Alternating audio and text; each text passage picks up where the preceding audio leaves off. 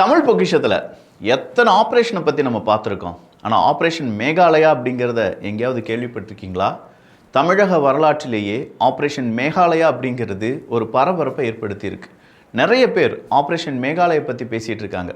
குறிப்பாக ஒரு ஊடகவியலாளரை சார்ந்த விஜயன் அப்படிங்கிறவர் பற்றி பேசிகிட்டு இருக்காங்க. புதிய தலைமுறையினுடைய முக்கியமான ஒரு முகம்னு வச்சுக்கோங்களேன்.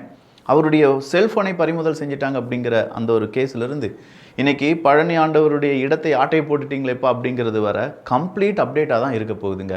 அந்த அப்டேட்லாம் தெரிய தெரிய தெரிய என்னையா நடக்குது தமிழ்நாட்டு அரசியலில் அப்படிங்கிற மாதிரி இருக்குது. எல்லாத்தையும் பார்க்குறதுக்கு தான் இந்த சேனல் இருக்குது. இது தமிழ் பொக்கிஷம் வழங்கும் ஆழமான அரசியல் சதுரங்கம்.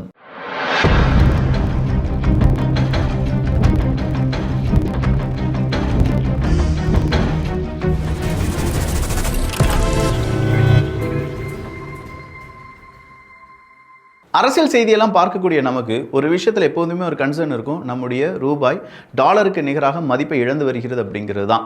ஒரு டாலருக்கு 100 ரூபாய் வர அப்படின்னு வரும்போது என்ஆர்ஐயை இது ரொம்ப பெரிய அளவில் பாதிக்கும். அவங்க அவ்வளோ கஷ்டப்பட்டு உழைச்சி இந்தியாவில் இன்வெஸ்ட் பண்ணி வச்சுருந்தாங்கன்னா இந்திய பணத்தினுடைய வேல்யூ கம்மியாக அவங்களுடைய இன்வெஸ்ட்மெண்ட்டும் அங்கே கம்மியாகும். இதனால் என்ஆர்ஐ ரொம்ப வைஸ்லி அவங்களுடைய இன்வெஸ்ட்மெண்ட்டை செய்யணும் அப்படின்னு சொல்லுவேன்.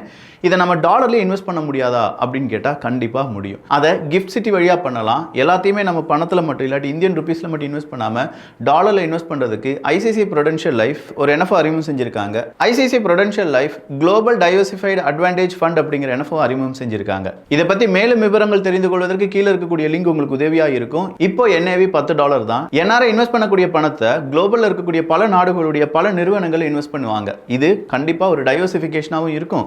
அதே நேரத்தில் நீங்க எவ்வளவு வேணாலும் இதில் இன்வெஸ்ட் பண்ணலாம். உங்களுக்கு திரும்ப கிடைக்கிறது US டாலர்ல தான் இருக்க போகுது. அதனால நீங்க டாக்ஸ் கட்ட வேண்டாம் என்பதும் குறிப்பிடத்தக்கது.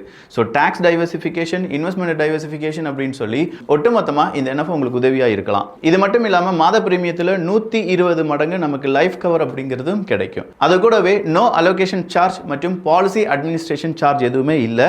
இந்த என்எஃப்ஓ க்ளோஸ் ஆகிறதுக்கு முன்னாடி நீங்களும் இன்வெஸ்ட் பண்ணணும்னு நினைச்சீங்கன்னா கீழே இருக்கக்கூடிய லிங்க் உங்களுக்கு உதவியாக இருக்கும். முதல்ல நம்ம பார்க்க வேண்டியது என்ன தெரியுமா? பழனி ஆண்டவருக்கே விபூதி அடிச்சது யாருப்பா அப்படிங்கிற ஒரு கேள்வி இருந்துச்சு பார்த்தீங்களா? சார் 3ஆம் தேதி ஒரு சர் பதிவாளர் வந்தார். அவர் என்ன செஞ்சார்? இந்த இடத்துக்கான எல்லா விஷயத்தையும் முடிச்சு வச்சுட்டு போயிட்டாரு. 6ஆம் தேதி நான் எப்படி சார், ஜான்சன் மணிகண்டன் அவர்கள் கேட்குறாங்க, நான் எப்படி சார் இதில் குற்றவாளியாக இருக்க முடியும்?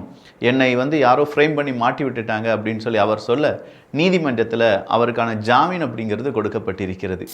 ஸோ இந்த சார் பதிவாளருக்கு ஜாமீன் அப்படிங்கிறத கொடுத்துட்டாங்க. இப்போ 100 கோடி ரூபாய்க்கான இடம், அந்த 1.40 ஏக்கர் சென்ட் அந்த இடம் அப்படிங்கிறது இப்போ பழனி கோயிலுக்கே திரும்ப கிடைச்சிருந்தாலும் யார் இங்கே குற்றவாளி அப்படிங்கிறதுல பெரிய ஒரு தில்லாலங்கடி வேலையே நடந்துட்டுருக்கு. அப்போ இதை பற்றி ரொம்ப டீட்டெயிலாக ஸ்டடி பண்ணுறதுனால அதுக்கான டெடிகேட்டட் வீடியோ அப்படிங்கிறத நம்ம தமிழ் பொக்கிஷத்தில் போட போகிறோம். கண்டிப்பாக பல ஷாக்கிங்கான இன்ஃபர்மேஷன் அதில் இருக்க போகிறது என்பது குறிப்பிடத்தக்கது.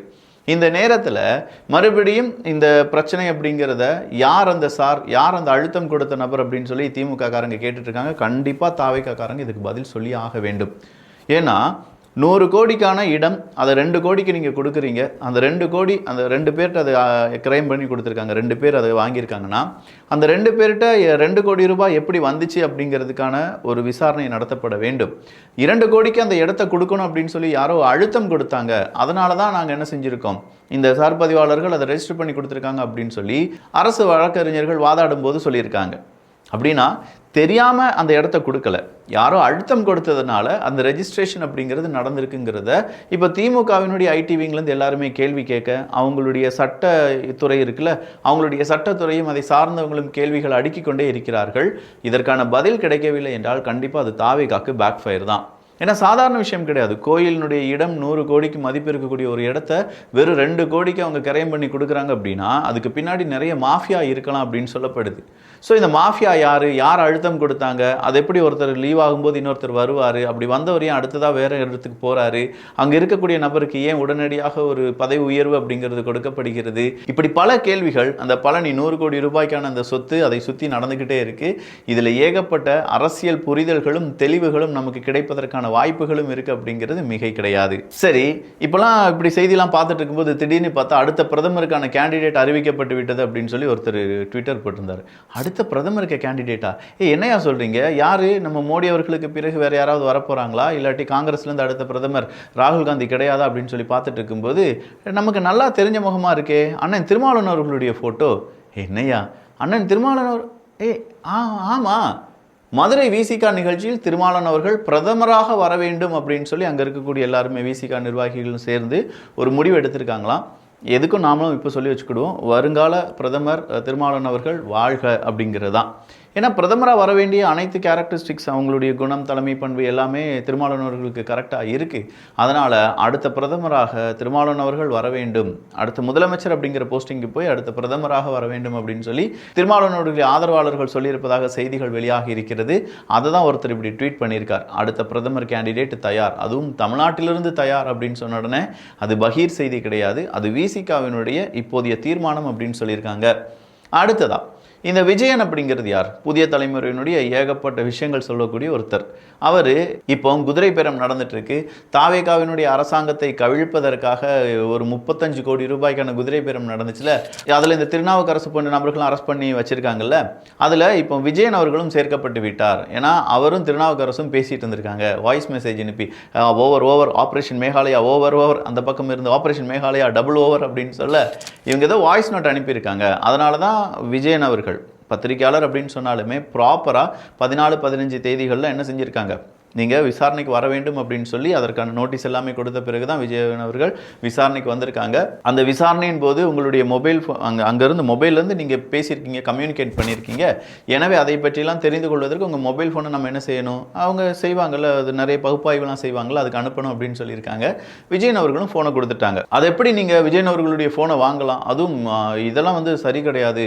நீங்கள் இந்த மாதிரி பத்திரிகையாளர்களுடைய சுதந்திரத்தில் நீங்கள் ரொம்ப பெரிய அளவில் தலையீடு செய்கிறீர்கள் அப்படின்னு சொல்லி நிறைய பேர் புராண்டு படுக்கிறாங்க. யாரா அப்படின்னு சொல்லி பார்த்தா அவங்கள பற்றிலாம் வராகி என்ன ரொம்ப அழகாக பேசியிருக்காரு.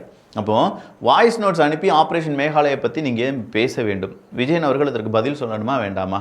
திருநாவுக்கரசு இந்த மாதிரி அலிகேஷனில் சிக்கிவிட்டார் அப்படின்னு சொன்ன பிறகு கூட விஜயன் அவர்கள் இதை பற்றி புதிய தலைமையில் ஒரு பெரிய டிபேட் அப்படிங்கிறத நடத்தலை. அந்த டிபேட் நடத்தியிருந்தா கூட யாரை கூப்பிட்டுருப்பார், என்ன பேசியிருப்பார் அப்படிங்கிறது நமக்கு தெரிஞ்சிருக்கும். அப்போ விஜயன் அவர்கள் இது மட்டும் இல்லாமல் இன்னும் சில விஷயங்கள் செய்திருக்காரா? இன்னும் சில யூடியூப் சேனலுக்கு கண்டென்ட் கிரியேட் பண்ணி கொடுக்குறது அவர் தான். நிறைய பேர் என்ன செஞ்சுட்டு இருக்காங்க, அந்த சேனலில் போய் பேசுறதுக்கே விஜயன் அவர்கள் தான் ரெக்கமெண்ட் பண்ணுவார். அதன் பிறகு விஜயன் அவர்களுக்கு லம்பா ஒரு அமௌண்ட் கிடைக்கும்னு சொல்லி ஏகப்பட்ட பேர் கடுமையான வாதங்களை வைத்து வருகிறார்கள். அப்படின்னா இதை பற்றி தெரிஞ்சவங்க பேசணும்ல. இப்போ வராகி அண்ணன் பேசியிருக்காருன்னு பார்த்துக்கோங்க. இன்று பத்திரிகை ஊடக சுதந்திரம் குறித்து பேசும் புரோக்கர்களின் வரலாறுகளை தெரிந்து கொண்டால் இந்த மன்றத்தை மீட்பதுதான் உண்மையான பத்திரிகை சுதந்திரம் என்று நமக்கு தெரியும். சென்னை பத்திரிகையாளர் மன்றத்தை, சென்னை பிரஸ் கிளப் அப்படின்னு சொல்லுவோம் பார்த்தீங்களா, திமுக ஆதரவுடன் மன்றத்தின் வைலா சட்ட விதிகளுக்கு எதிராக சுமார் 800க்கும் மேற்பட்ட திமுக ஆதரவாளர்கள் உறுப்பினர்களை சேர்த்து தேர்தல் எனும் பெயரில் மன்றம் கைப்பற்றப்பட்டது. புரியுதா? நிறைய பேர் உள்ளுக்கு கொண்டு வராங்க, எல்லாருமே திமுகவினுடைய ஆதரவாளர்கள். அடுத்த எலெக்ஷன் வைக்கிறாங்க. எலெக்ஷன் வைக்கும்போது அந்த யார் திமுகவினுடைய ஆதரவாளர்கள்லாம் சேர்ந்து அந்த மன்றத்தை கைப்பற்றி விட்டார்கள். அதன் தலைவராக திமுக ஆதரவு பத்திரிகையாளரான தினகரனின் சுரேஷ் வேதநாயகம், திமுக ஆதரவாளரான ஹாசிப் செயலாளராகவும் உள்ளார். இதுபோல அதே வளாகத்தில் உள்ள சென்னை நிருபர்கள் சங்கம், மெட்ராஸ் ரிப்போர்ட்டர்ஸ் கில்டு இதே உத்தியில் கைப்பற்ற புதிய திமுக ஆதரவு உறுப்பினர்களை சேர்த்து தேர்தல் நடத்த வேண்டும் என்று ஆரம்பித்தனர். இந்த சூழ்ச்சி தெரிந்து அந்த சங்கத்தின் முன்னாள் நிர்வாகிகள் குறித்து தேதியில் ஏற்கனவே இருக்கும் பைலா படி இருக்கும் உறுப்பினர்களை வைத்து தேர்தல் நடத்திய புதிய நிர்வாகியிடம் கில்டை ஒப்படைத்து விட்டனர். கொஞ்சம் சுதாரிச்சுக்கிட்டாங்க. இதனால் ஆத்திரமடைந்த திமுக புரோக்கர்கள் அவர்களுக்கு கடந்த ஆட்சியில் இருந்த சென்னை மாநகர காவல் ஆணையர் அருணுடன் இருந்த தனிப்பட்ட செல்வாக்கை வைத்து எந்தவித நீதிமன்ற உத்தரவுமின்றி கில்டை திறந்தால் சட்டம் ஒழுங்கு பிரச்சனை வந்துவிடும் என்று ஒரு வதந்தி பரப்பி 1950ஆம் ஆண்டுகளில் இருந்து செயல்பட்டு வந்த சென்னை நிருபர்கள் சங்கம், மெட்ராஸ் ரிப்போர்ட்டர்ஸ் கில்ட் கடந்த 1.5 ஆண்டுகளாக பூட்டி வைத்திருக்கின்றனர். என்னெல்லாம் வேலையை செஞ்சுருக்காங்க பாருங்களேன். இதெல்லாம் ஒருத்தர் சொன்ன பிறகு தான் நமக்கெல்லாம் தெரியுது, இப்படி இல்லாமையா வேலை செஞ்சு வச்சுருந்தீங்க. இதற்கிடையில் திமுக ஆதரவு செய்தியாளர் வில்சன் என்பவரை வைத்து சென்னை மாநகர உரிமையல் நீதிமன்றத்தில் ஒரு மனு தாக்கல் செய்தனர். வழக்கை விசாரித்த நீதிபதி இந்த அமைப்பில் உறுப்பினரே இல்லாத இந்த வழக்கை தொடுக்க வில்சன் ஆசீர்வாதத்திற்கு சட்ட உரிமை இல்லை என்று கூறி மனுவை தள்ளுபடி செய்தனர். அடுத்ததாக ஒரு குறுக்கோளியை கண்டுபிடிச்சு உள்ள ட்ரை பண்ணியிருக்காங்க. ஆனால் நீதிமன்றம் தலையிலேயே கொட்டி, ஐயா நீ இதில் இல்லவே இல்லை, ஒரு அடிப்படை உறுப்பினர் கூட இல்லாமல் நீ இப்படி மீட்டெடுக்க போகிறேன்னு சொல்கிறியே, இதில் என்னமோ ஒன்று சம்திங் டிஃப்ரெண்ட்டாக இருக்கே அப்படின்னு சொல்லி அதை நிராகரிச்சிருக்காங்க. கீழே குறிப்பிட்டுள்ள இருக்கும் புகைப்படத்தில் உள்ள நிர்வாகிகள் பட்டியலை பார்த்தாலே தெரியும் இது ஒரு திமுக கைக்கூலி படை என்று. இப்போதைக்கு முக்கிய தேவை இந்த மன்றத்தை திமுகவின் புரோக்கர் கோஷ்டிகளை இடமிருந்து மீட்டு உண்மையான பத்திரிகை மன்றமாக மாற்ற வேண்டும் என்பதுதான். பரவாயில்லையே, ஒருத்தர் புட்டுன்னு போட்டு உடைச்சிட்டாரு, உண்மையான பத்திரிகை மன்றமாக இது மாறுமா அப்படிங்கிறத பொறுத்திருந்து பார்க்கலாம். ஏன்னா ஆப்ரேஷன் மேகாலயா அப்படின்னு ஒன்று நடந்துட்டு இருக்கு. அது கூடவே இன்னைக்கு சமூக நீதி கூடத்துக்கு திடீர்னு விஜய் அவர்கள் விசிட் அடிக்கிறார், முதல்வராக மாறி விசிட் அடிக்கிறார். ஸோ சைதாப்பேட்டையில் இருக்கக்கூடிய MC ராஜா அந்த சமூக நீதி கூடத்துக்கு போகும்போது அங்கே இருக்கக்கூடிய மாணவர்கள் என்னெல்லாம் சொல்கிறாங்க தெரியுமா? புழு பூச்சியுடன் தாங்க சாப்பிட்டுட்டு இருந்தோம், டெய்லி நான்வெஜ் தான் சாப்பிடுவோம் அப்படின்னு சொன்னார். பார்க்கணும், இப்போ டெய்லி நான்வெஜ்னா சிக்கன் மட்டன் அதெல்லாம் கிடையாது, புழு பூச்சும் நான்வெஜ் தானே, அதை தான் போட்டுவிடுவாங்க. கேள்விகள் கேட்கக்கூடிய ஒரு 4 தினங்கள் 5 தினங்கள் மட்டும் நல்ல சாப்பாடு தருவாங்க, அதன் பிறகு நல்ல சாப்பாடை கண்ணிலேயே பார்க்க முடியாதுன்னு சொல்லக்கூடிய அந்த செய்தியை பார்க்கும்போது என்ன சார் செஞ்சு வச்சுருக்கீங்க எங்களுடைய தமிழ்நாட்டை அப்படின்னு சொல்லி தானே கேட்க தோன்றுகிறது. ஸோ இதே மாதிரி பல விஷயங்கள் மறைத்தும் அதை பேச விடாமலையும் தடுத்து பத்திரிகையாளர் சுதந்திரத்தை பற்றி இன்றைக்கி பேசுகிறவங்க சவுக்கு சங்கர் அவர்களை அரெஸ்ட் செய்யும்போது, இல்லாட்டி அதே மாதிரி ஃபெலிக்ஸ் அவர்களை அரெஸ்ட் செய்யும்போது, இன்னும் ஏகப்பட்ட உண்மையான பத்திரிகையாளர்களும் அரெஸ்ட் செய்யப்படும் போது சும்மா வாய்மூடி மௌனம் காத்து கொண்டிருந்தார்களே, அதற்கான காரணம் என்ன அப்படிங்கிற ஒரு கேள்வி இருக்குல்ல. அந்த காரணம் தெரிஞ்சால் தானே இந்த காரணமும் சரியாக இருக்கும். அப்படின்னா நாங்கள் தாம் தூம்னு குதிப்போம், அது திமுக ஆட்சியின் போது அப்படியே சைலண்டாக மாறிடுவோம். எவனாவது வேற ஒருத்தன் வந்தானா தாம் தூம் தாம் தூம் தாம் தூம் டான்ஸ் ஆடிக்கிட்டே இருப்போம். நாங்கள் ஆடிக்கினே இருப்போம்னா நீங்கள் ஆடிக்கினே இருங்க, மக்கள் பார்த்துக்கினே இருக்காங்க, என்ன நடக்குது அப்படிங்கிறத போக போக பார்க்கலாம். இதே மாதிரி இன்னும் நிறைய செய்திகள்லாம் தெரிந்து கொள்வதற்கு அரசியல் சதுரங்கம் சேனலை சப்ஸ்கிரைப் பண்ணிக்கோங்க. நான் முதலே சொன்ன மாதிரி NRIக்கான ஒரு சூப்பரான இன்வெஸ்ட்மெண்ட்டுக்கான ஒரு ஆப்பர்ச்சுனிட்டி கீழே இருக்கக்கூடிய லிங்க்ல இருக்குது. வேணுங்கிறவங்க அதை பற்றி கூடுதலாக டீட்டெயில்ஸ் எல்லாம் தெரிந்து கொண்ட பிறகு அதில் இன்வெஸ்ட் பண்ணலாம். வேணுங்கிறவங்க அதை பயன்படுத்திக்கோங்க. நல்லதை பகிர்ந்து நல்ல சமுதாயத்தை உருவாக்குவோம். நன்றி, வணக்கம்.